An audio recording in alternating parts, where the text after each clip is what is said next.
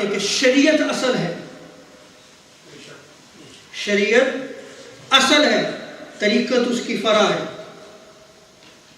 جو کہے گا بھئی شریعت کی بات اور مولوی کر دیں، طریقہ سیدھے پہنچے ہیں، وہ شیطان ہے۔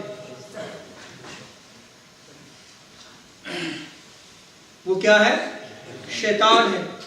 وہ جس شریعت کا انکار کر رہا ہے وہ شریعت کون لایا؟ تاجدار کائنات صلی اللہ علیہ وسلم۔ حضور دادا گنج بخش علی حجویری رحمۃ اللہ علیہ کشف المعجوب میں فرماتے ہیں ایسی معرفت جس کو شریعت قبول نہ کرے وہ درست اور صحیح نہیں ہے۔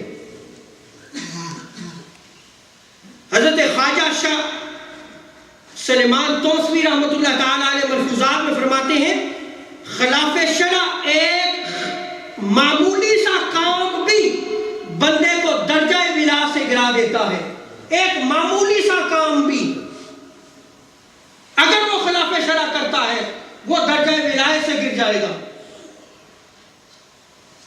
اسی لیے غوث سرکار رضی اللہ تعالیٰ عنہ حضور سیدی شیخ عبد القادر جیلانی رحمۃ اللہ تعالیٰ عنہ فرماتے ہیں ہر وہ حقیقت جس کو شریعت رد کر دے بے دینی ہے، اس کا دین کے ساتھ تعلق نہیں ہے۔ اور آج کل اسی طریقت کے نام پر کاروبار کیا جا رہا ہے، بزنس کیا جا رہا ہے، اور ہم اہل سنت و جماعت ہم سمجھتے ہیں شاید پیری مریدی یہی ہے۔ جو ہم ان ٹھگ پیروں کا کردار دیکھتے ہیں ہم سمجھتے ہیں کہ اسلاف بھی ایسے ہی تھے، جیسے یہ ٹھگ پیر نفس پرستی کرتے ہیں ہم سمجھتے ہیں شاید اولیاء کرام بھی ایسے ہی تھے۔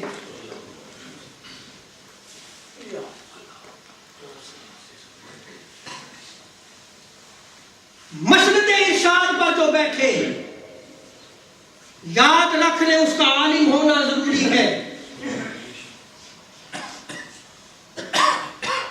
حضور سیدی سری سکتی رحمت اللہ تعالیٰ علیہ فرماتے ہیں، فتاوی رضویہ میں اس کو نقل کیا گیا اور احیاء العلوم میں بھی اس کو کتاب العلم میں نقل کیا گیا۔ فرماتے ہیں جس نے پہلے حدیث و علم حاصل کر کے تصوف میں قدم رکھا وہ کامیاب ہوا، وہ کامیاب ہوا۔ اور جس نے علم حاصل کرنے سے پہلے، حدیث کا علم حاصل کرنے سے پہلے صوفی بننا چاہا، یعنی ولی کامل بننا چاہا، فرماتے ہیں کہ اس نے اپنے آپ کو ہلاکت میں ڈالا۔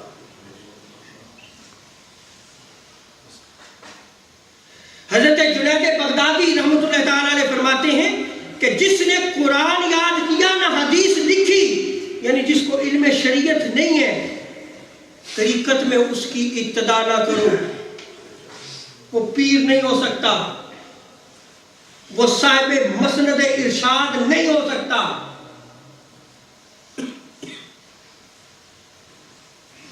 فرماتے ہیں کہ اسے اپنا پیر بناؤ جو شریعت کو جانتا ہو، اسے اپنا پیر نہ بناؤ جو شریعت کو نہیں جانتا، کیونکہ ہمارا علم طریقت جو ہے وہ قرآن و سنت کا پابند ہے۔